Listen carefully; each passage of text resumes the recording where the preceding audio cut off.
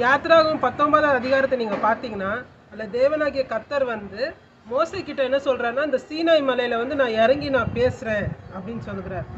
அதே இடத்துல வந்து அதில் 12வது வசனத்தில் நீங்கள் நம்ம பார்த்தோன்னா ஆண்டவர் சொல்கிறாரு, மோசே நீ வந்து எல்லாருக்கிட்டையும் நீ சொல்லிடு, யாருமே வந்து இந்த மலை பக்கத்தில் வந்து தொற்றக்கூடாது, எந்த ஒரு மிருக ஜீவன் கூட வந்து தொட்டுச்சுன்னா செத்து போயிடுவாங்க அப்படின்னு சொல்லி ஒரு வார்னிங் கொடுக்குறாரு.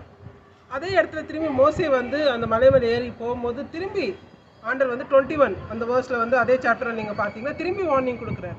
அது மாதிரி 23rd வசனத்துலேயே திரும்பி சொல்கிறார். மோசே சொல்கிறாரு, நான் ஆல்ரெடி சொல்லிட்டேனே யாரும் வரமாட்டாங்க அப்படின்னு சொல்லியும் ஆண்டர் சொல்கிறாரு, நீ போய் சொல்லு யாரும் தொற்ற போகிறாங்க வந்துடும். இது என்ன குறிக்கிறதா இருக்கிறது? தேவன் வந்து ஒரு எலக்ட்ரிசிட்டி போல், எப்படி ஒரு எலக்ட்ரிசிட்டி எவ்வளோ நம்மளுக்கு உபயோகமாக இருக்கிறதோ, எல்லா கரண்ட்டு வசதிகள் நம்மளுக்கு லைட் ஃபேன் எல்லாமே அந்த எலக்ட்ரிசிட்டி மூலியமாக வருதோ, ஆனால் அதே எலக்ட்ரிசிட்டியை போய் நம்ம கம்பியை நம்ம தொட முடியுமா? நம்மளுக்கு ஷாக்கு தான் அடிக்கும். அது போல தான் ஆண்டவர் வந்து எவ்வளோ அன்பாக இருக்கிறாரோ, அவர் பரிசுத்த தேவனாக இருக்கிறார். அதனால அவர் வந்து அவங்க பிள்ளைங்க வந்து யாரும் செத்துடக்கூடாது. ஏன்னா அவரோட கேரக்டரிஸ்டிக்ஸ் அப்படி. அவர் இறங்குனாருன்னா அங்கே வந்து எதுவுமே அசுத்தமான ஒரு காரியம் தான், அது வந்து சாக வேண்டியதான். அதனால அவர் முதல்ல வார்னிங் கொடுக்குறாரு, வந்துட போகிறாங்க, என் பக்கத்தில் வந்துட போகிறாங்க, ஏன்னா அசுத்தம் இருந்துச்சுன்னா நான் ஒன்றும் பண்ண முடியாது அப்படின்னு சொல்லிட்டு அவர் சொல்கிறாரு.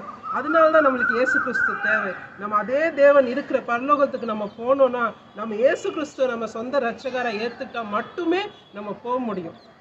God bless you.